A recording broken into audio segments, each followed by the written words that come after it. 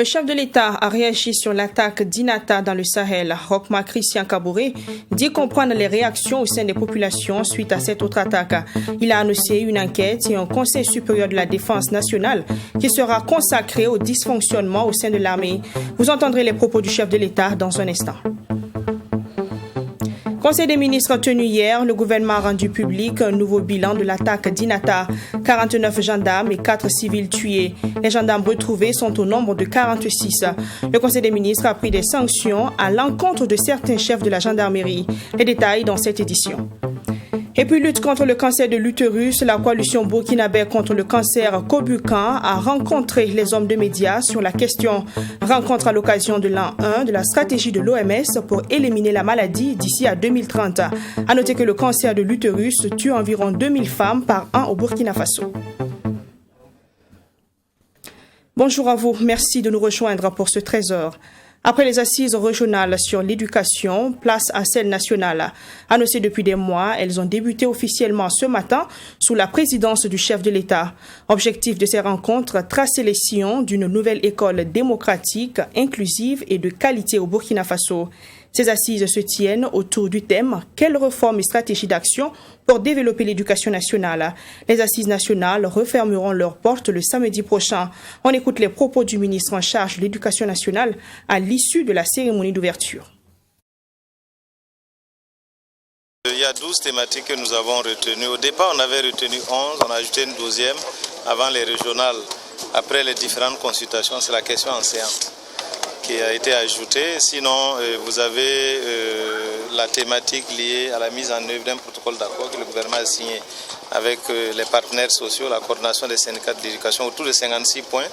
44 points ont été mis en œuvre, il nous reste 12 points.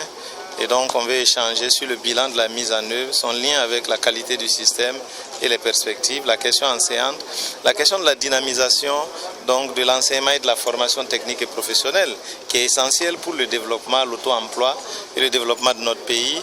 La question donc de la résilience du système éducatif face aux multiples crises et aux violences en milieu scolaire, la crise sécuritaire, la fronde sociale, la question du financement de l'éducation aussi reste une thématique essentielle.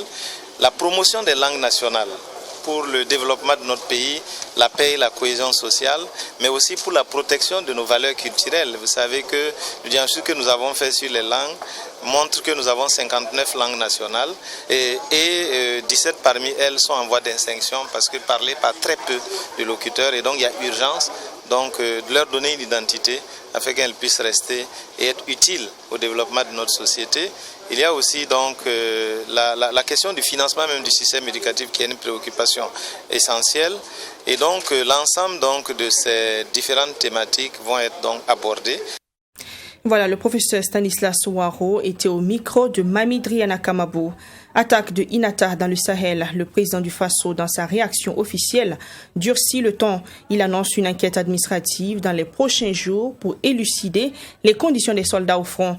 Toutes les responsabilités seront situées et des sanctions seront prononcées sans aucune exception. Le président a dit comprendre parfaitement les réactions de colère des populations. Un extrait de sa déclaration pour vous. C'est avec beaucoup d'affliction que je prends la parole aux sorties du Conseil au sujet du drame d'Inata. Drame dont l'onde de choc a été importante au niveau des différentes couches sociales de notre pays. Cette situation a amené des réactions diverses que je comprends fort bien. Car il faut le dire, il ne peut pas être normal en ce moment que l'armée, qui doit être la structure la mieux organisée, que dans cette armée nous ayons des dysfonctionnements à un niveau aussi important que les dysfonctionnements concernant la question de l'alimentation, des dysfonctionnements concernant les questions logistiques et autres. Cela est inacceptable et c'est pourquoi je comprends fort bien les différentes réactions de colère qui sont exprimées ça et là. Je voudrais d'ores et déjà dire que les instructions ont été données pour qu'une enquête administrative soit faite sur l'ensemble de cette question. Nous ne devons plus entendre parler des questions d'alimentation dans notre armée. Nous ne devons plus entendre parler des questions de primes dans cette armée. Nous devons mettre nos hommes dans toutes les conditions qui les permettent d'affronter le terrorisme avec l'ensemble du courage qu'il faut et de la détermination. Je voudrais par ailleurs et surtout présenter les condoléances et celles du gouvernement à toutes les familles qui ont été touchées par ce drame et pour souhaiter également un prompt rétablissement aux blessés. Autant je comprends la réaction de colère qui sont exprimées ça et là, autant je voudrais appeler l'ensemble des Burkinabés à ce que, à la mémoire de l'ensemble de ces personnes qui sont tombées au combat pour le Burkina Faso, nous observions une certaine compassion, une certaine dignité pour accompagner les familles éplorées dans leur dure épreuve. C'est une nécessité, c'est un devoir des autres, parce que ceux qui sont partis dans le combat qu'ils mènent pour défendre le territoire du Burkina Faso. Et nous devons leur donner cet honneur de rester sereins, de pouvoir les accompagner, de pouvoir soutenir leurs familles, afin que nous puissions prendre l'ensemble des mesures qui requièrent la situation. Je voudrais également préciser qu'un Conseil supérieur de la défense nationale sera convoqué incessamment pour faire le point de l'ensemble des dysfonctionnements et prendre les dispositions qui s'imposent. D'ores et déjà, nous avons pris un certain nombre de mesures et je dis et je répète qu'au terme de l'enquête, l'ensemble des personnes qui seront concernées dans cette question relative à INATA feront l'objet des sanctions disciplinaires sans exception. Je le précise très bien, sans exception. Vous venez d'entendre le chef de l'État, Roch-Marc Christian Kaboré, qui s'exprimait à l'issue du Conseil des ministres tenu hier. Sachez que le Conseil des ministres a fait cas du dernier bilan de l'attaque d'INATA. Le dernier bilan annoncé à cette rencontre gouvernementale fait état de 53 personnes tuées, dont 49 gendarmes et 4 civils. Le Conseil a relevé des chefs de la gendarmerie de leurs fonctions. Ce Conseil des ministres a également vu l'adoption de 2 décrets au titre de la présidence. Les détails de Serge Kaboré. Après avoir observé une minute de silence en la mémoire des gendarmes tombés à INATA, le Conseil des ministres a manifesté son affliction. Conséquence, d'importantes mesures ont été prises au regard de certaines circonstances liées entre autres aux questions de ravitaillement et de logistique de relève. La première décision est relative donc au relèvement du commandant du groupement des forces du secteur nord de ses fonctions et également donc au relèvement du commandant donc de la première région de gendarmerie de notre pays. Ces décisions donc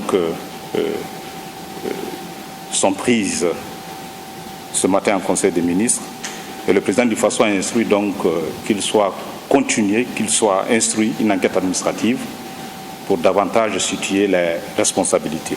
Toujours au sujet de l'attaque de INATA, un nouveau bilan officiel a été donné en marge du Conseil des ministres. Nous avons enregistré 49 décès côté des gendarmes, 4 civils. Nous avons fort heureusement retrouvé 46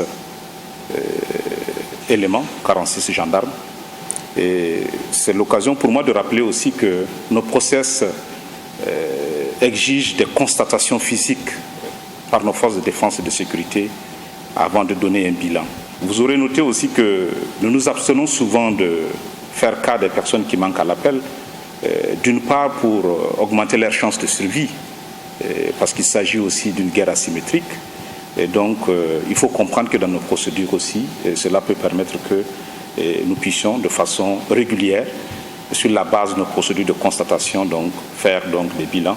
Autre point abordé au cours du Conseil des ministres, la question sanitaire avec l'ouverture prochaine des frontières. Au titre du ministère de la Santé, le Conseil des ministres a examiné un décret portant donc réouverture des frontières terrestres et ferroviaires donc, du Burkina Faso à compter donc de ce 1er décembre 2021, naturellement sous conditions sanitaires.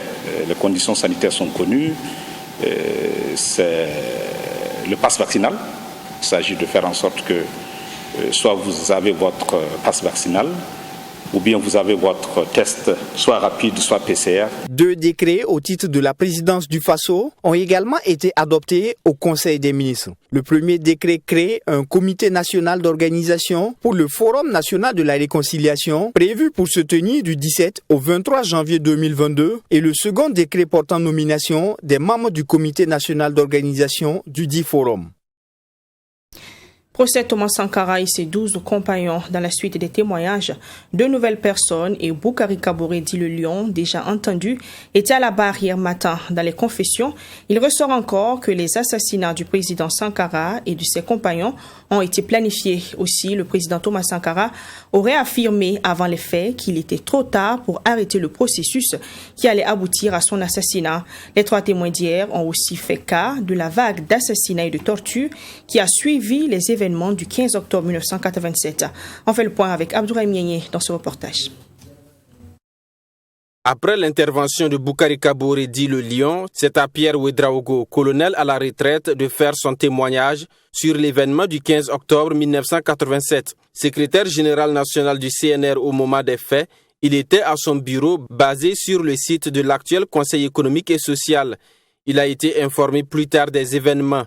Il est reçu le lendemain par le capitaine Blaise Compaoré. Il affirme « Blaise m'a dit que la mort était accidentelle. On voulait juste arrêter Sankara. J'ai refusé donc de faire partie du mouvement. Ensuite, j'ai été détenu par les éléments du Sénèque du 17 octobre 87 au 17 mai 88. » Thomas Sankara nous disait le jour où Blaise veut prendre le pouvoir, il le fera parce que je n'ai plus aucune disposition contre lui. C'était une autre façon de dire les châteaux se prennent de l'intérieur. Parce que de l'extérieur, cela aurait été difficile, en tout cas en très peu de temps, de mettre à terre le Conseil national de la Révolution avec tout le dispositif qu'il y avait. Je pense que ça allait être une guerre sans fin et probablement que nous allons sortir victorieux parce que le peuple allait se mobiliser avec nous.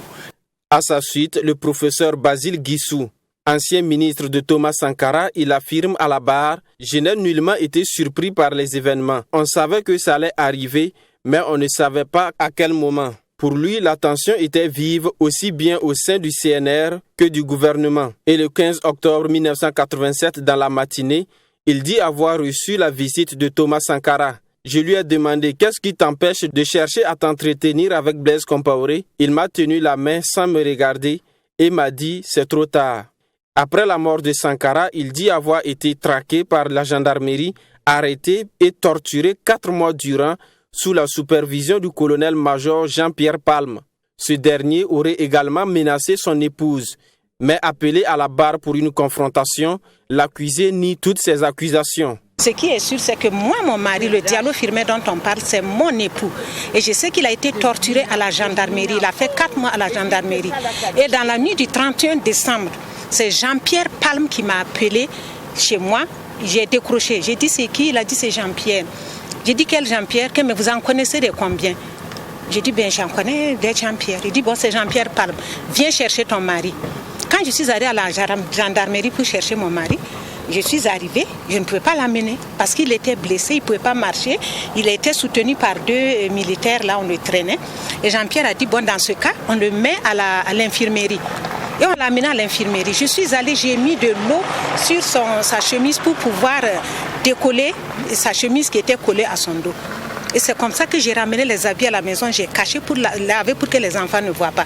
Alors quand ce même Jean-Pierre vient dire aujourd'hui que les gens n'ont pas été torturés, moi ça me fait mal. Et quand il dit qu'il est père de famille, eh bien je suis une mère de famille. Plus tôt le matin, c'est Boukari Kaboré qui se prononçait sur la prise du bataillon d'intervention aéroporté BIA de Koudougou. Le 27 octobre 1987, les attaques contre le BIA visaient à neutraliser les éléments restés fidèles à Thomas Sankara. Le BIA a été pris sans résistance, mais 11 éléments ont été assassinés plus tard, a laissé entendre le Lion. Le procès se poursuit ce 18 novembre avec l'audition d'autres témoins. Parlons santé maintenant. Le cancer de l'utérus touche 2500 femmes au Burkina Faso et il emporte 2000 d'entre elles chaque année, selon les chiffres au niveau national. Des chiffres alarmants qui alertent l'Organisation mondiale de la santé OMS. Depuis une année donc, elle met en œuvre une stratégie mondiale pour l'élimination du cancer d'ici à 2030. Pour commémorer l'an 1 de cette stratégie, la coalition burkinabé contre le cancer Kobukan fait hier des organisations non gouvernementales de lutte contre le cancer au Burkina Faso a initié une rencontre d'échange avec les hommes de médias. Notre reporter Sanata Siré a pris part à cette rencontre. Voici son compte-rendu. Le cancer du col de l'utérus est considéré comme le 3e cancer le plus fréquent chez la femme dans le monde. La stratégie mondiale de l'OMS pour l'élimination de cette maladie consiste donc à faire en sorte que 90% des filles soient vaccinées contre le papillomavirus humain PVH, facteur principal de la maladie avant l'âge de 15 ans, que 70% des femmes soient dépistées et que 90% des femmes atteintes de la maladie bénéficient d'un traitement d'ici à 2030. Au Burkina Faso, il est considéré comme la première cause de mortalité chez la femme et chaque année l'on enregistre environ 2500 nouveaux cas et plus de 2000 décès selon les estimations de 2018. Au Burkina Faso, le cancer du col de l'utérus, à en croire aux données que nous avons obtenues grâce à l'analyse de tous les registres d'anatomopathologie, où sont consignés les cas de cancer confirmés, le cancer du col de l'utérus est le 2e cancer au niveau national en termes de fréquence. Mais en termes de mortalité, c'est le cancer le plus mortel, c'est le cancer le plus létal. Cette mortalité est tellement vraie que lorsque nous avons envisagé d'organiser cette session de travail, nous avons voulu interroger des femmes. Et nous n'avons pas trouvé assez d'anciens malades du cancer du col de l'utérus. Cela veut dire qu'actuellement, à cause du retard diagnostique et surtout du manque d'informations, les femmes viennent tard et beaucoup de femmes meurent de ce cancer. Le virus du cancer du col de l'utérus est transmis sexuellement. À ses débuts, la maladie ne présente pas de symptômes. C'est pourquoi il est conseillé à chaque femme de subir régulièrement un test HPV.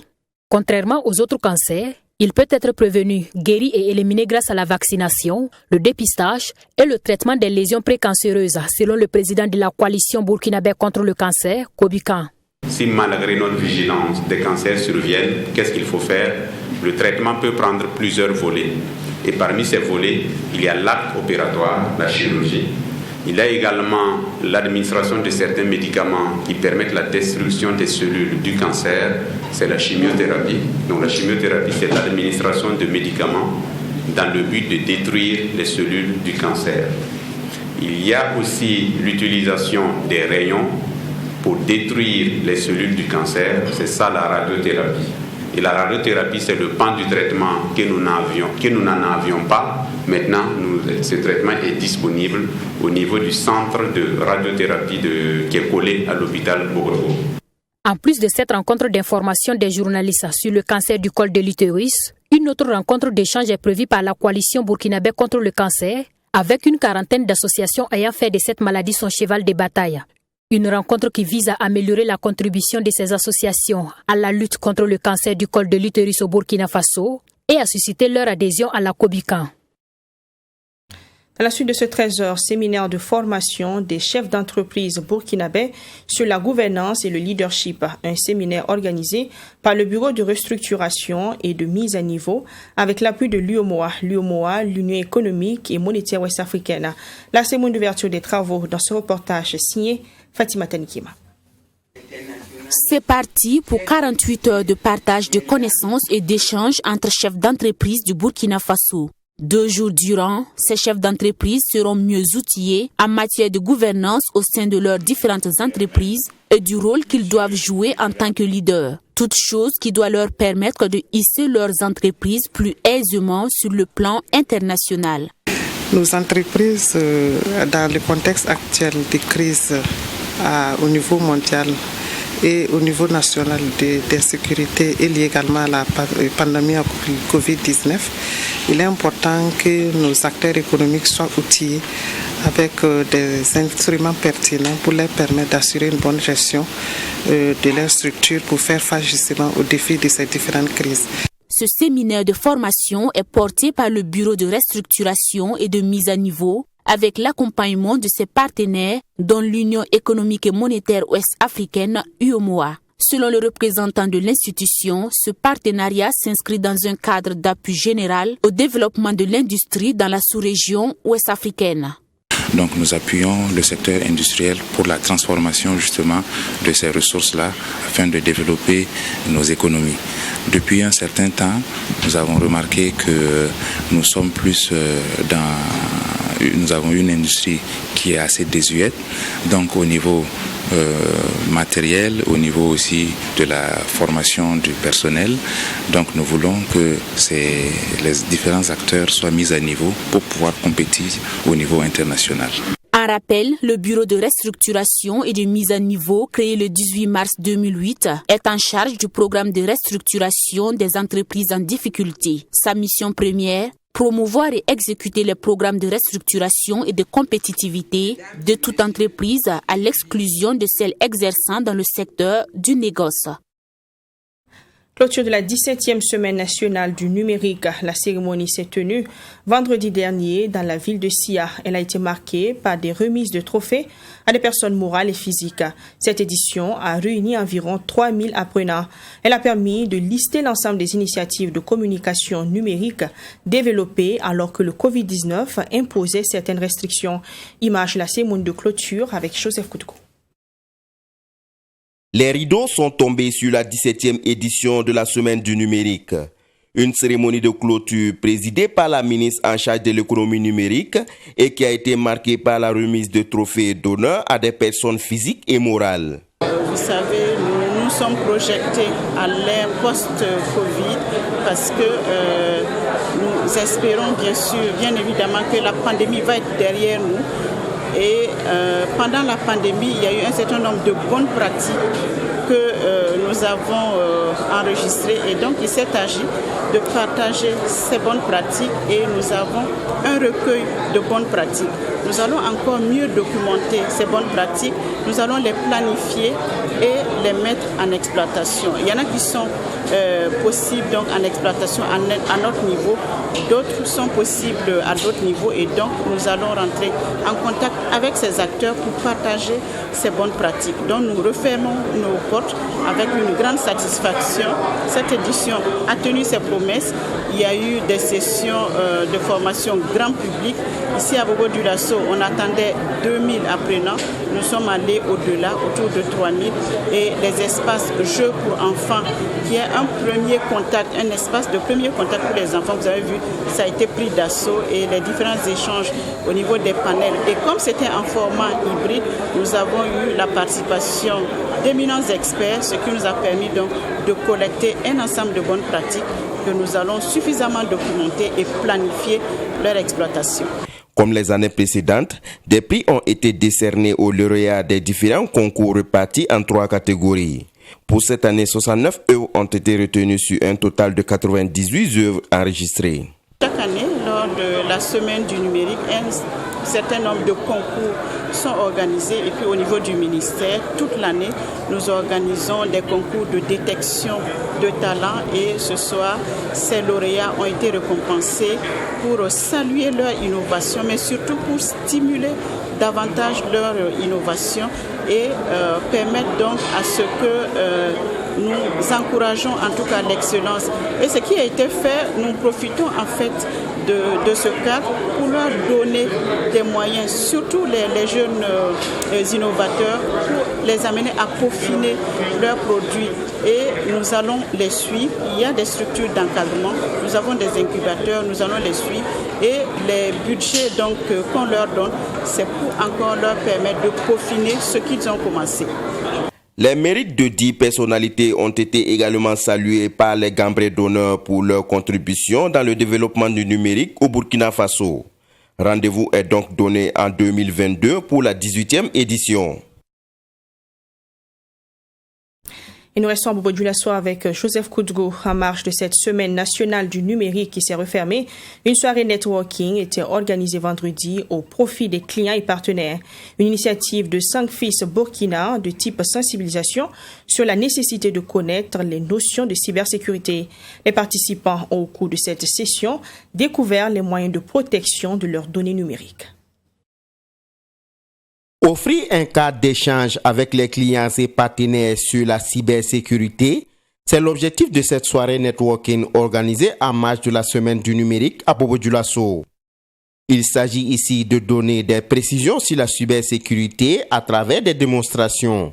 Une initiative à mettre à l'actif de Sangfis Burkina. Il était intéressant pour nous d'échanger avec nos clients, nos partenaires et également en fait nos futurs clients sur les aspects en fait d'actualité qui est la cybersécurité et surtout dans un environnement Covid. Alors, ce thème peut être bénéfique pour nos invités parce que elle permettra en fait à nos invités de toucher du doigt et de comprendre réellement que la cybersécurité est un élément extrêmement important. C'est comme ce que je le dis. Aujourd'hui, en fait, nous ne pouvons plus nous permettre en fait de dormir sans fermer en fait à double tour notre porte. Aujourd'hui, en fait, en termes d'informatique, en termes en fait de technologie, il est impératif pour nous de garder en fait nos données en fait en bonne posture et de les sécuriser pour éviter que d'autres personnes puissent pouvoir avoir accès en fait à nos données. C'est extrêmement important. Selon Patrick Cabré, l'objectif a été atteint au regard de l'engouement et la confiance des partenaires et clients. Nous avons eu une salle pleine et nous sentons vraiment que cette problématique de cybersécurité en fait est d'actualité et comme je l'ai dit, nous sommes là pour accompagner nos clients pour les faciliter en fait la vie. Donc oui, l'objectif a été atteint, la sensibilisation a été faite et suivant les échanges que nous avons eus et que nous allons avoir, nous savons que nous pouvons apporter un grand plus en fait à l'écosystème technologique pour nos clients. Créé en 1994, Sangfis est un acteur du numérique qui couvre 8 pays dans l'Afrique de l'Ouest. Un groupe panafricain qui intervient dans les domaines du minier, industriel et bancaire. Au Sénégal, en octobre dernier, le Burkinabé Aruna Drabo devenait le premier Africain à recevoir le prix du leadership Speak Up Africa. Cette reconnaissance intervient pour ses actions en faveur notamment de la lutte contre la désinformation et les maladies tropicales négligées. Le prix a été présenté le 11 novembre dernier au ministre de la Communication lors d'une audience. Les images avec Yersen Sawadko.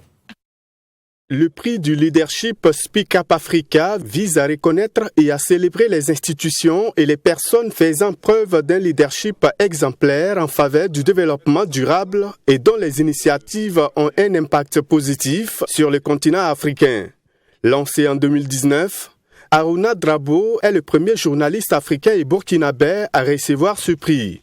Un prix qui lui a été décerné en octobre dernier à Dakar. J'ai reçu le prix en tant que journaliste fact-checker pour les travaux que je mène pour la lutte contre la désinformation, également des reportages que j'ai eu à mener sur les maladies tropicales négligées en lien avec l'assainissement, parce qu'il faut dire que ces maladies tropicales négligées sont aujourd'hui oubliées, alors que c'est des maladies qui touchent les personnes déjà vulnérables et ces maladies ont des conséquences économiques insoupçonnées.